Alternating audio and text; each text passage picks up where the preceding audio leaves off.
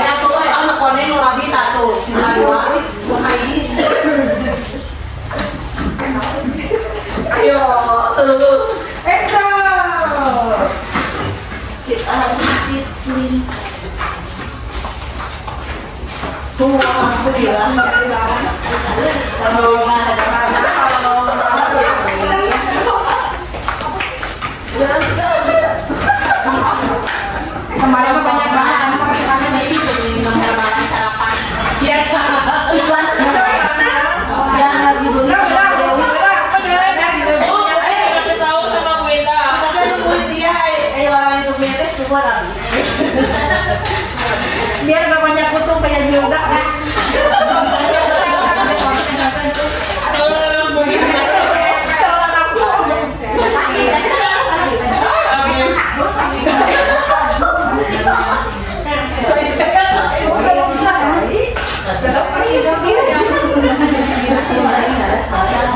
Udah ya?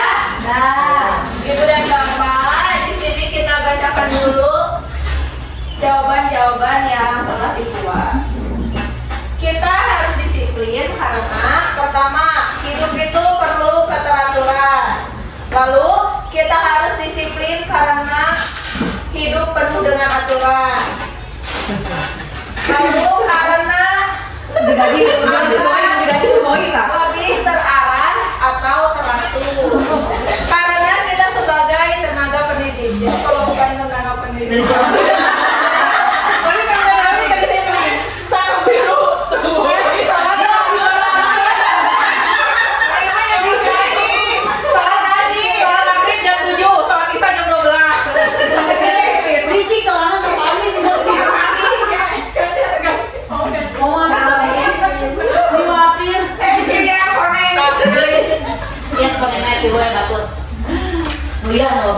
lagi kita harus disiplin karena memudahkan dalam segala urusan dan tujuan tercapai, supaya hidup menjadi teratur, taat pada peraturan, karena salah satu kunci keberhasilan.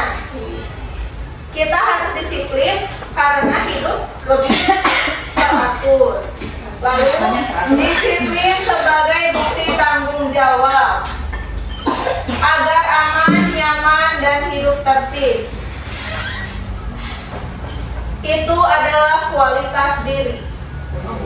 Karena dengan disiplin menentukan karakter diri. Disiplin untuk hidup tertib dan teratur.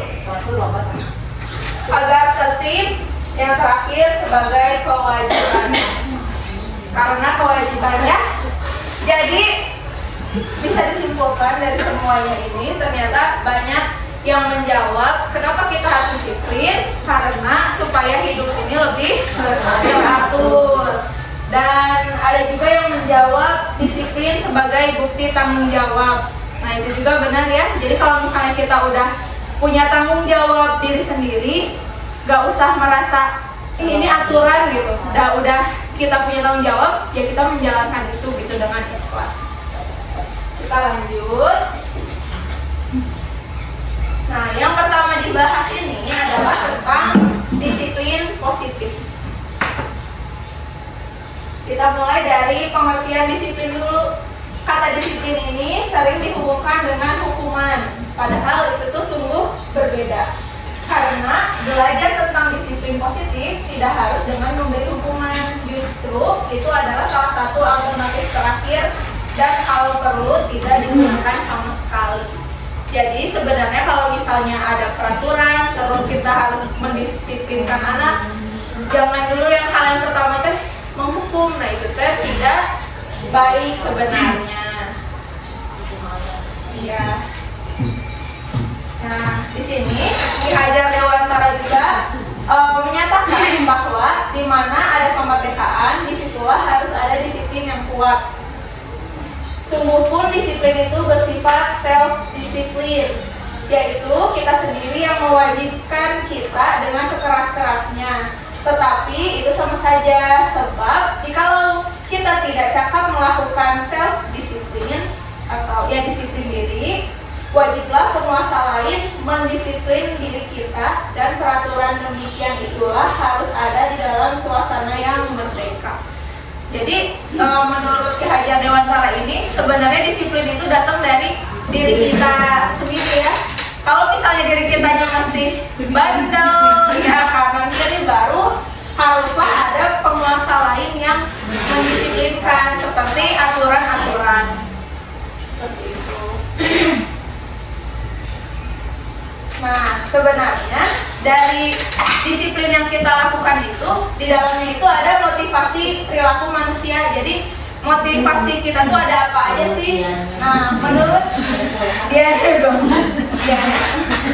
menyatakan ada 3 motivasi perilaku manusia, yaitu yang pertama itu untuk menghindari ketidaknyamanan atau hukuman. Jadi lebih baik aku nggak dihukum, walaupun kita nggak nyaman melakukan peraturan itu, kita lakuin aja lah daripada dihukum. Ada yang kayak gitu ya, motivasi dirinya.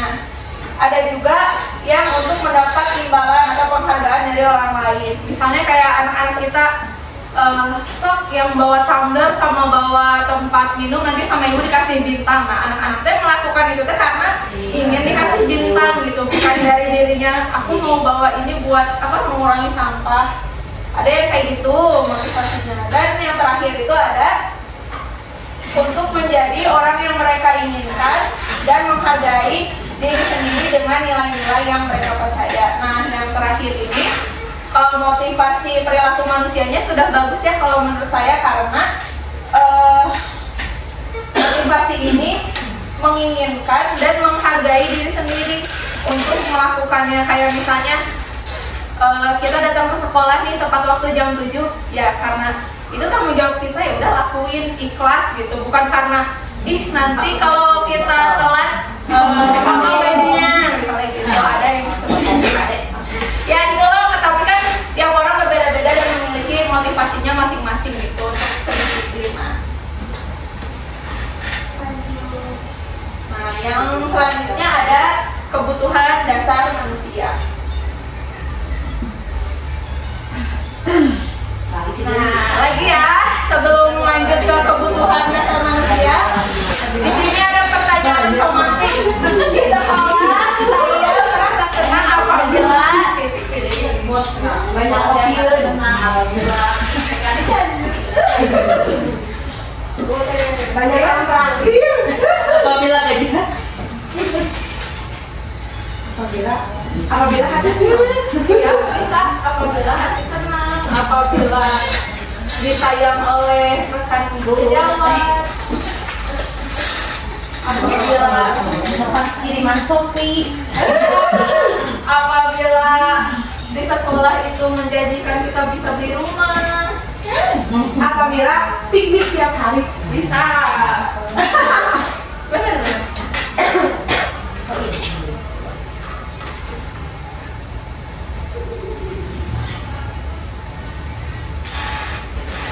Aku bawa kipas, mau dibawa kipas nggak? Gak usah repot-repot kali ini. Ada dong.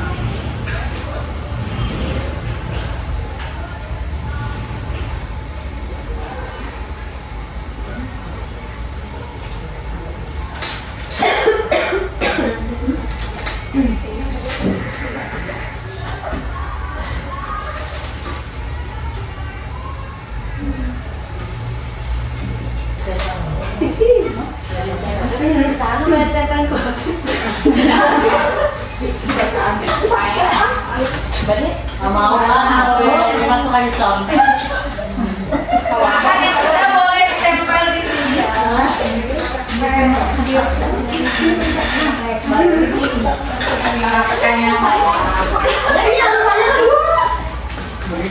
Ya siapa yang mau ini joki.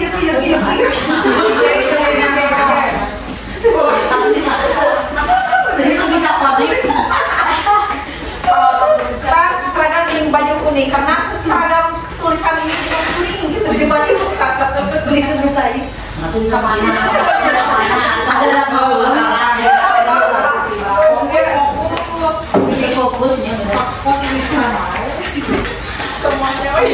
jawabannya di meja aku apabila ada yang terakhir.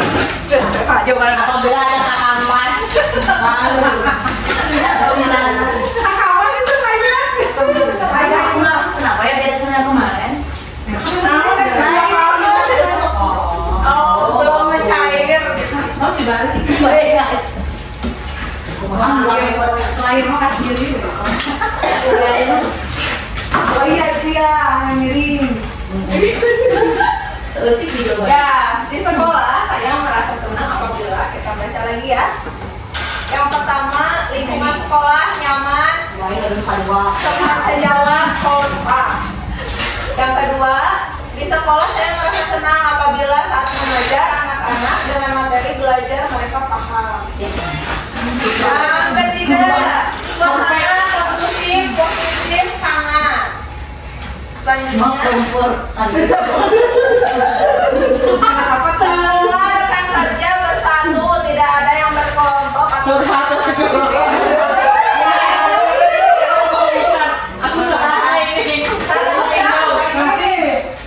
saya senang apabila tidak ada kerjaan.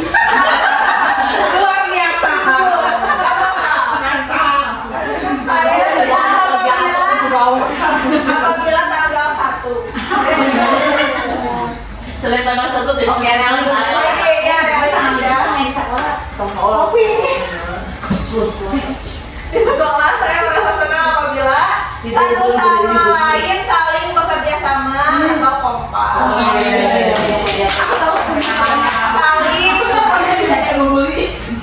Saling menyayangi, menghargai dan berbagi. Apabila disiplin itu diterapkan dengan baik dan hati senang. Yang disiplin banyak. Iya, ada dua. Jadi pertama disiplin itu diterapkan dengan baik. Lalu apabila hati senang. Hati senang dan semangat. Suasana nyaman dan saling menghargai satu sama lain.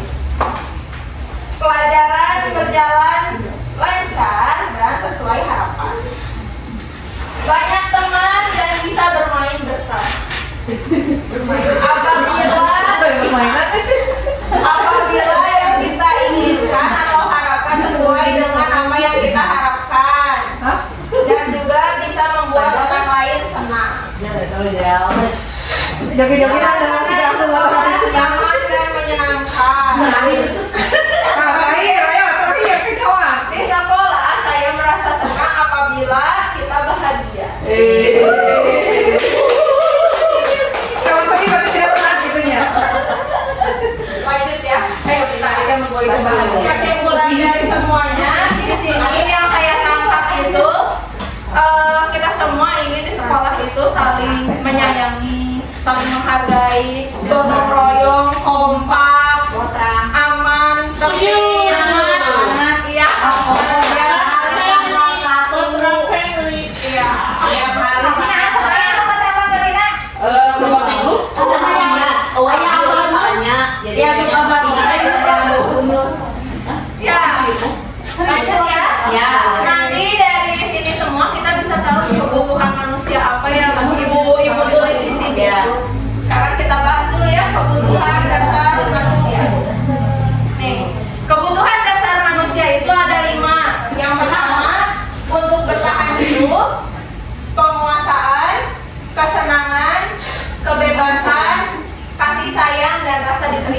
Kira-kira dari semua sini tadi kebutuhan manusia apa yang bisa kita yang kita kasih kasih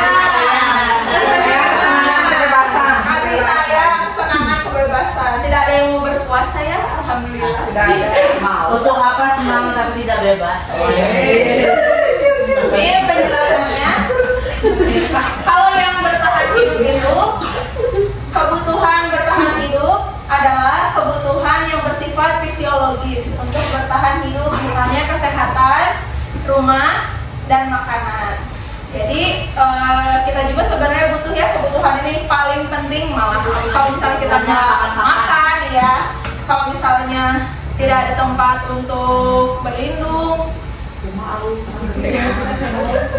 ya kebutuhan biologis. Nah, dan yang ketiga kebutuhan biologis sebagai bagian dari proses reproduksi.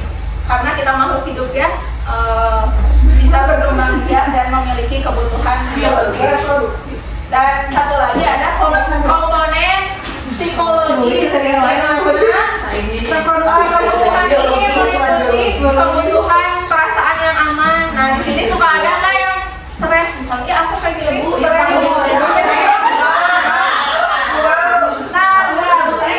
kalau misalnya masih stres, kebutuhan psikologinya belum terpenuhi. Biologisnya bisa biologisnya. Jadi jadi semua ini mempengaruhi kebutuhan kita di bertahan hidup. Yang kedua nih, kasih sayang dan rasa diterima. Jadi kita ini sebagai manusia itu butuh untuk disayangi dan diterima, meliputi kebutuhan akan hubungan dan koneksi sosial. Kebutuhan itu memberi dan menerima kasih sayang dan kebutuhan untuk merasa menjadi bagian dari suatu kelompok. Jadi sebenarnya setiap orang itu punya, aku teh ingin diakui gitu di sebuah kelompok gitu. Jangan, kadang kan anak juga ada ya, anak murid yang sendiri aja gitu, nggak main sama siapa-siapa. Jadi sebenarnya dia juga di dalam dirinya butuh gitu untuk dihargai oleh teman-temannya atau diraih oleh orang yang ada di sekelilingnya.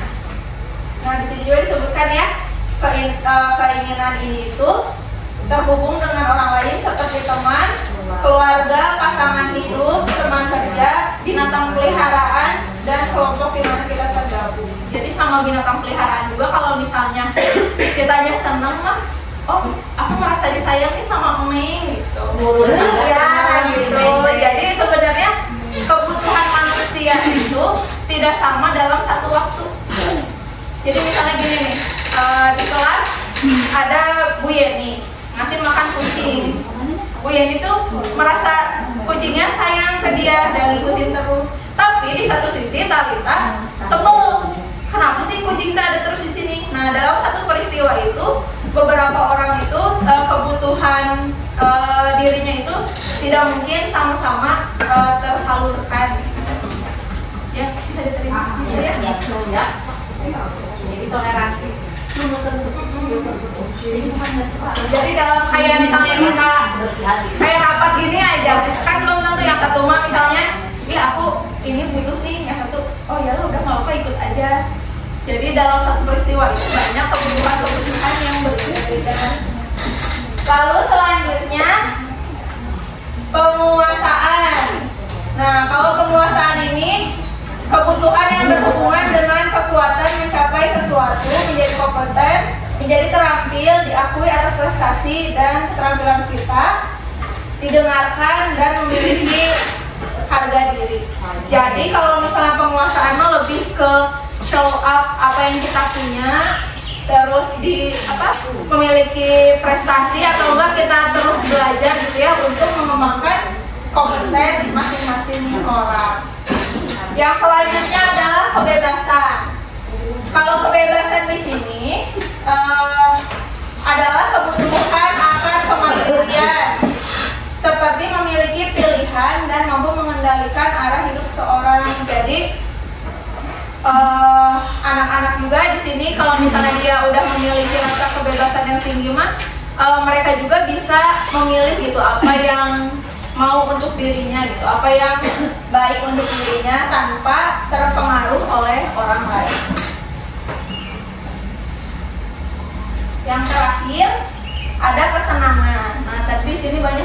senang, kasih sayang.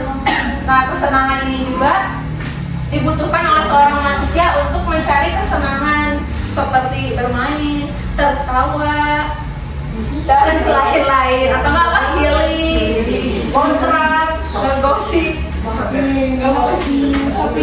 shopping, iya. Review.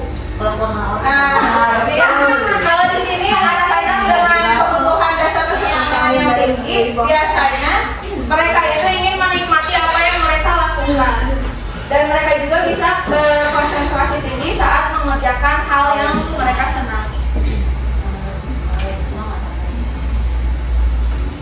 Ya, nari dulu.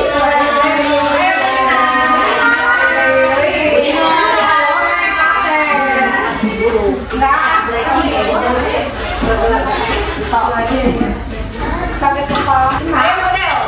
Biar kepalanya termakan.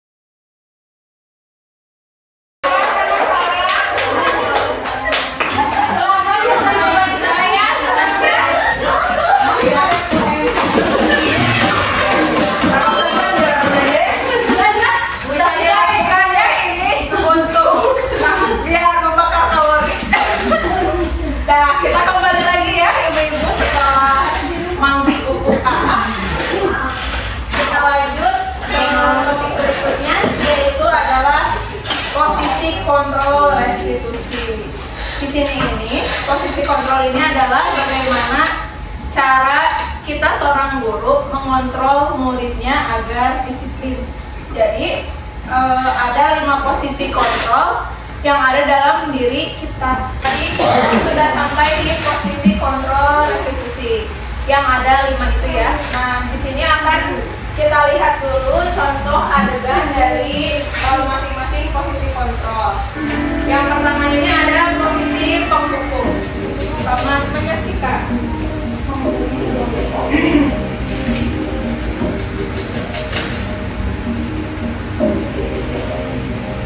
Naren! Sini kamu! Selamat pagi, Bu. Selalu terlambat. Kamu deh, pasti terlambat. Maaf, Bu. Saya Apa? Apa coba? Alasan kamu apa lagi? Kapan sih kamu tidak terlambat? Malas sekali ya kamu jadi anak. saya Dasar pemalas. Gak kapok-kapok sih kamu. Sudah berapa kali terlambat? Sana, kamu keliling lapangan basket 2 kali. kenapa saya harus keliling lapangan basket, Bu? Kenapa? Kamu melawan ibu? Berani-beraninya jawab. Sudah terlambat, masih berani jawab pula. Sekarang, keliling lapangan basket 5 kali sekalian. Biar kapok. Cepat, pergi sana ke lapangan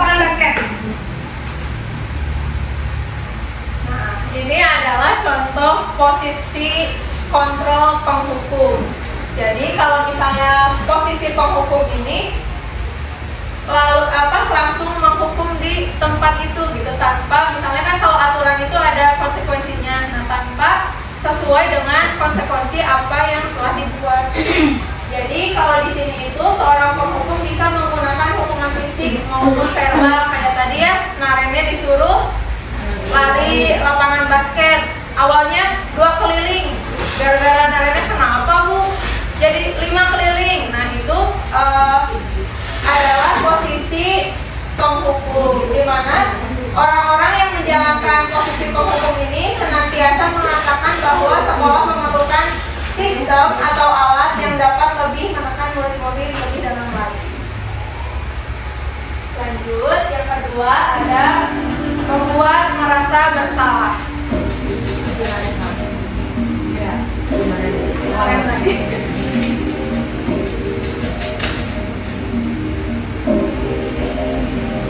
Naren!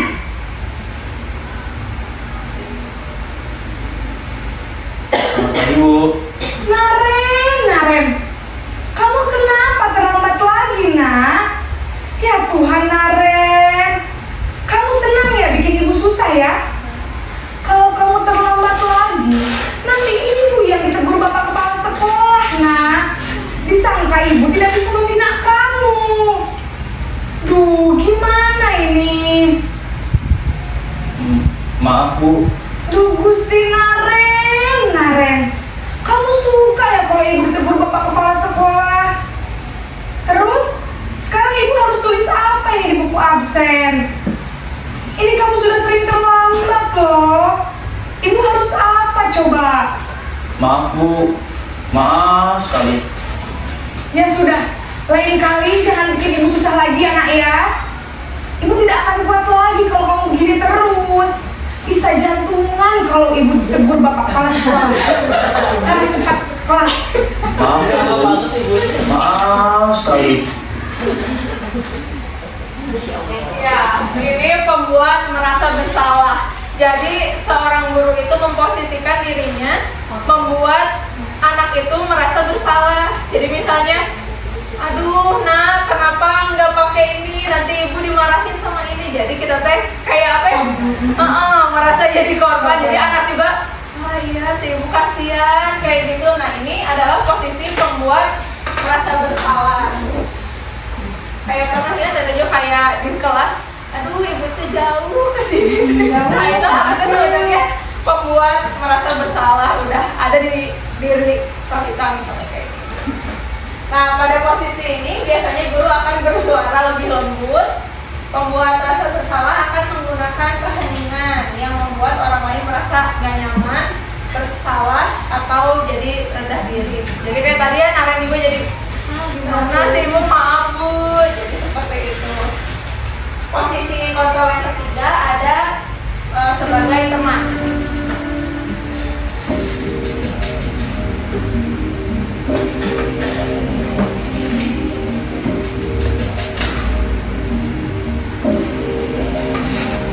Naren!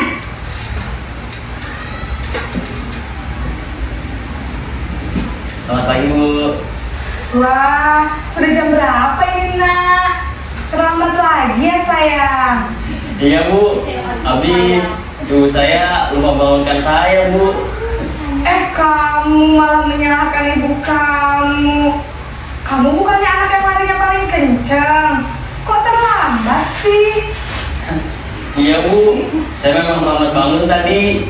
Jadi biarpun saya lari kencang, tetap gak kekejar Bu. Ya sudah sana. Nanti lain kali larinya lebih kenceng lagi ya. Biar gak terlambat lagi. Bikin seneng ibu demi ibu. Bisa kan?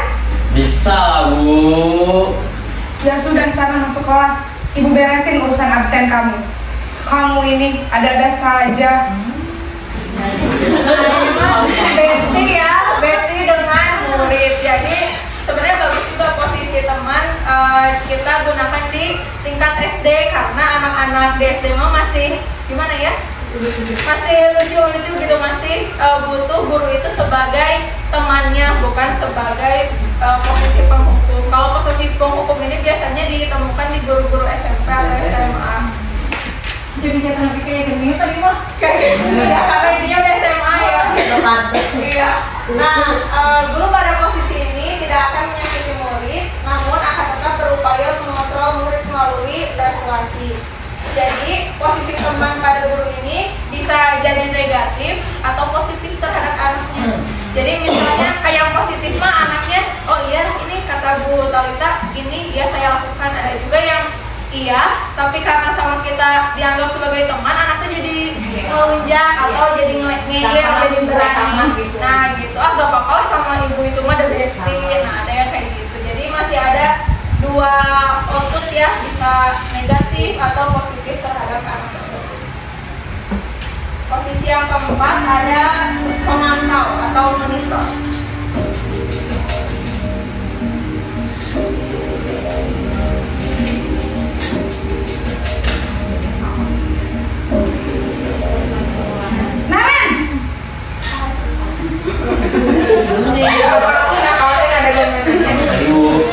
Naren, apa peraturan sekolah kita tentang jam berapa kita harus masuk sekolah, nak?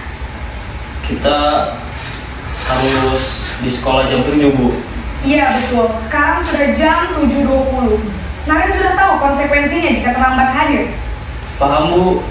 Saya harus tinggal kelas pas jam istirahat selama 20 menit. Iya benar, konsekuensinya demikian. Jadi nanti jam 9.30 pas istirahat, kamu harus tinggal di kelas, kerjakan tugas tambahan untuk ketertinggalan kamu, ya? Baik, Bu. Kalau posisi pemantau di sini hanya posisi guru ini hanya memantau murid tersebut. Jadi kesalahannya apa, konsekuensinya apa. Nah, jadi agar murid itu juga tahu, oh iya konsekuensi saya seperti ini. Nah, jadi di sini itu memantau berarti mengawasi. Pada saat kita mengawasi, kita bertanggung jawab atas perilaku orang-orang yang kita awasi. Kayak tadi ya, misalnya ada murid yang melanggar, kita di peraturan konsekuensinya sudah ada, ya mau nggak mau murid tersebut harus menjalankan konsekuensi tersebut. Dan yang terakhir ada posisi manajer. Sama. Naren,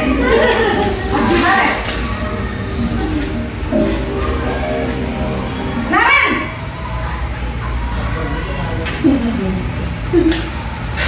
Selamat pagi, Bu. Selamat pagi, Naren. Maaf, Bu. Saya terlambat. Iya, sekolah masuknya jam 7, sekarang sudah jam 7.20. Jadi sekarang bagaimana ini, Naren? Maaf, Bu. Saya lupa setel alarm saya semalam. Baiklah, menurut kamu, keyakinan sekolah yang mana yang perlu kamu tingkatkan? Menghargai diri sendiri dan orang lain mungkin ya, Bu. Setuju. Jadi, apakah Naren meyakini prinsip saling menghormati tersebut? Iya, Bu. Saya meyakininya. Apakah Naren bersedia memperbaiki masalah keterlambatan ini? Bersedia, Bu. Bagaimana kamu akan perbaiki masalah keterlambatan ini? Saya akan coba untuk tidak lupa menyetel alarm saya, Bu. Baik, kalau Naren lupa menyetel alarm di rumah, ada orang yang kira-kira bisa bantu mengingatkan tidak? Ada, Bu. Kakak saya, Kak Emma. Ada lagi selain Kak Emma? Selain Kak Emma, ada ibu saya. Baik, jadi yang mengingatkan Naren adalah Kak Emma dan ibu kamu ya? Kira-kira akan mulai setel alarm kapan nih, Naren? Setelah pulang sekolah, akan segera saya lakukan. Baik, jadi Naren akan setel alarm untuk bangun besok pagi dan akan diingatkan oleh kakak dan ibunda Naren ya. Ada lagi yang mungkin perlu dilakukan, Naren, agar tidak terlambat bangun lagi? Tidak ada, Bu. Baik, Naren, terima kasih untuk kerjasama kamu. Sekarang kamu perlu kembali ke kelas untuk belajar. Baik, Bu. Terima kasih. Ini posisi manajer. Kalau misalnya posisi manajer ini, di posisi manajer ini, kalau di pemantau itu kan udah ada konsekuensinya. Kalau kalau di manajer ini seorang guru menawarkan kepada siswanya apa sih yang mungkin dia mau gitu atas kesalahan dia. Dengan pertama meyakini dulu siswanya yakin nggak buat salah nih. Kalau misalnya udah ngakuin ya bu saya salah. Nah bagaimana caranya agar kesalahan itu tidak terulang lagi? Saya akan mengeset alarm dan meminta bantu kepada ibu dan kakaknya. Jadi kalau posisi manajer ini lebih menggali anak untuk menemukan solusi apa nih yang bisa saya lakukan terhadap kesalahan yang sudah dibuat. Seperti itu ya. Ya itu tadi ya tentang yang manajer. Nah jadi mari kita renungkan posisi kontrol apakah yang sering kita lakukan sebagai guru. Apakah sebagai penghukum, apakah sebagai pembuat merasa bersalah, apakah sebagai teman, pemantau, atau sebagai manajer. Penghukum dan pembuat merasa bersalah. Boleh bukan? 1 dan 2. Ada lagi yang berani mengungkapkan saya posisi ini? Seringnya memang Pak. Seringnya kedua. Iya. Gimana? Iya. Saking udah kenal ya. Pemantau juga ya. Karena kalau di kelas kita tuh udah punya aturan. Berarti yang ini tetap piket data itu pemantau. Ya mungkin seperti itu ya. Ibu bapak kita lanjut. Selanjutnya adalah keyakinan kelas. Nah, ini sebelumnya mau tanya dulu apakah di kelas masing-masing sudah membuat keyakinan kelas? Sudah. Tapi dilarang kan? Iya, kesepakatan. Jadi Karena sesuai. Jadi sebenarnya keyakinan kelas ini pembuatannya itu dilakukan oleh murid-murid di kelas untuk mencurahkan pendapatnya tentang aturan yang harus mereka lakukan di kelasnya masing-masing. Lalu mencatat masukan-masukan di papan tulis atau di kertas besar. Dan nanti hasilnya itu harus dipajang di kelas agar terlihat oleh semua.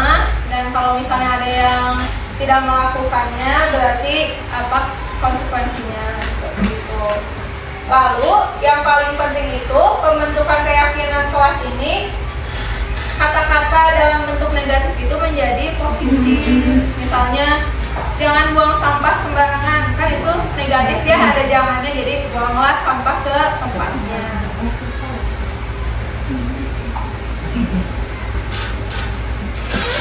Nah, masih prosedurnya sebaiknya keyakinan kelas ini berkisar antara 3 sampai 7. Jadi hanya 3 sampai 7, jangan kan misalnya anak-anaknya 28, nah 28-nya ditulisin enggak gitu. Kita rangkum lagi kan pasti ada yang sama ya itu ya.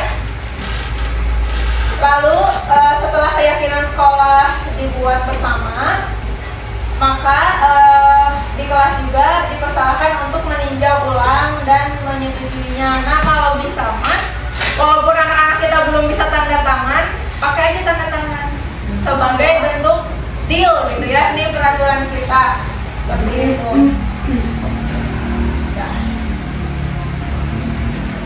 Nah, lanjut selanjutnya ada segitiga restitusi. Kalau segitiga restitusi ini lebih ke strategi kita untuk masih sama ya, mendisiplinkan atau agar terjadinya budaya positif. Nah, ada contoh reka adegan lagi untuk segitiga restitusi.